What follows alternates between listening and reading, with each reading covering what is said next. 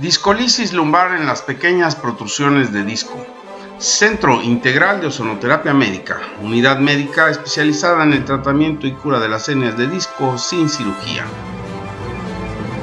Actualmente la hernia discal lumbar se ha convertido en un trastorno patológico frecuente en nuestro medio, el cual causa gran invalidez en la población laboral entre los 20 y los 40 años.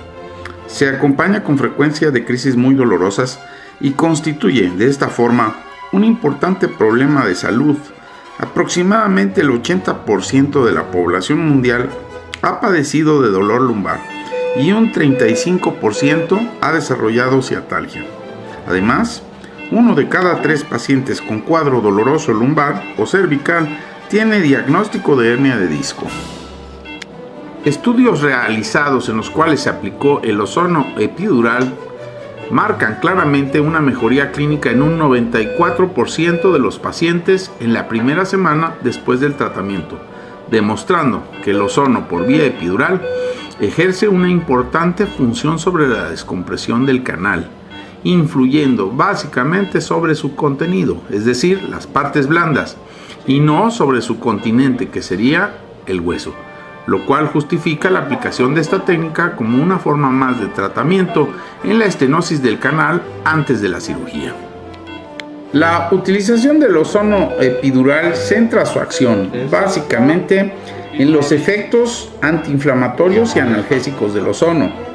El primero por su capacidad para oxidar compuestos que contienen enlaces dobles, disminuir el grado de hipoxia tisular y restaurar los procesos metabólicos, corrigiendo el pH y el equilibrio electrolítico, mientras que el segundo afecta o está motivado por la entrada progresiva del oxígeno en la zona inflamada y la oxidación de los mediadores halogénicos que participan en la transmisión de la señal nociceptiva al sistema nervioso central.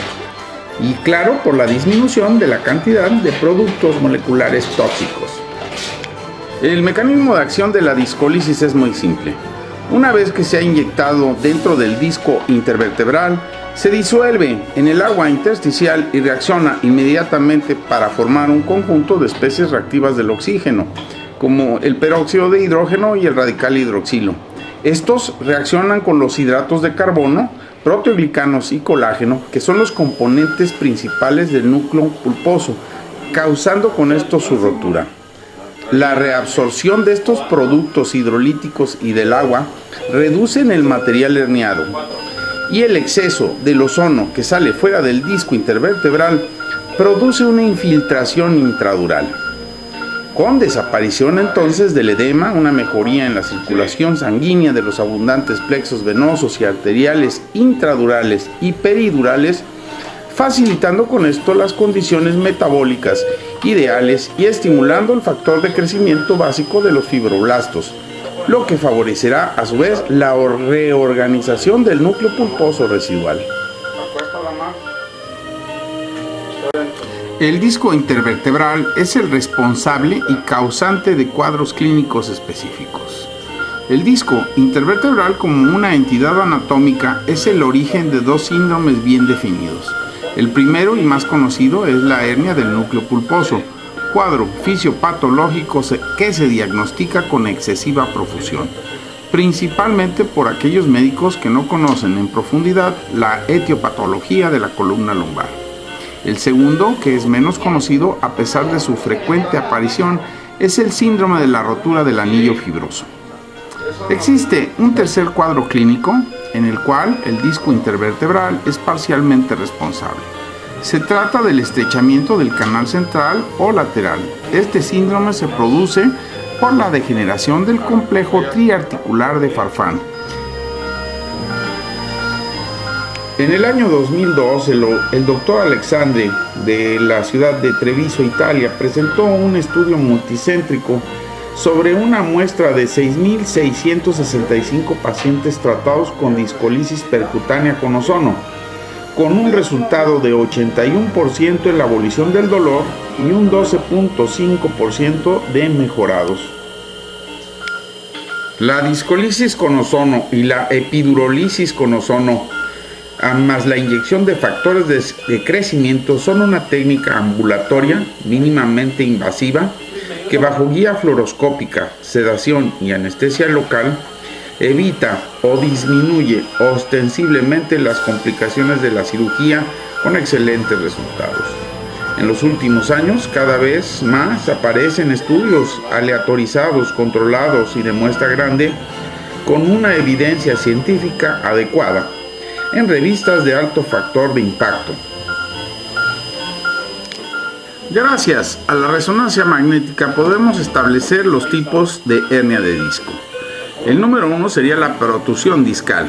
El núcleo pulposo no se ha salido aún del anillo fibroso, pero al tener menos capas intactas, es más débil y cede en su estructura, permitiendo que el núcleo pulposo lo empuje y haga una cierta impronta sobre el canal vertebral, sobrepasando la línea de los cuerpos vertebrales adyacentes. No es, por tanto, una verdadera hernia discal, sino el inicio del proceso. En el video estamos viendo que este paciente encaja perfectamente en este tipo de herniación. Resumiendo todo el procedimiento, este tipo de pacientes con pequeñas hernias de disco, pero que la sintomatología es muy florida y que ocasiona bastante dolor e incapacidad física, la primera alternativa terapéutica tendría que ser el ozono intradiscal. Actualmente esta técnica está considerada como la primera alternativa de tratamiento médico no quirúrgico, con una efectividad que ronda entre un 75 a un 95% en la mayoría de los pacientes que son candidatos a esta técnica, la cual la determinamos en base, como habíamos mencionado anteriormente, a las imágenes de la resonancia magnética. En este tipo de lesiones es fácil alcanzar nuestro objetivo con una sola inyección intradiscal de ozono más la epidurolisis.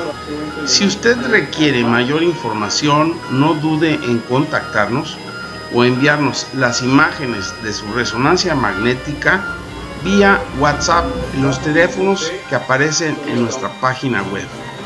O bien puede escribirnos a nuestro correo info@ozonomontoya1.com.mx. Contamos con atención en la ciudad de Tijuana, Baja California, previa cita. Centro Integral de Ozonoterapia Médica en Guadalajara, Jalisco, México.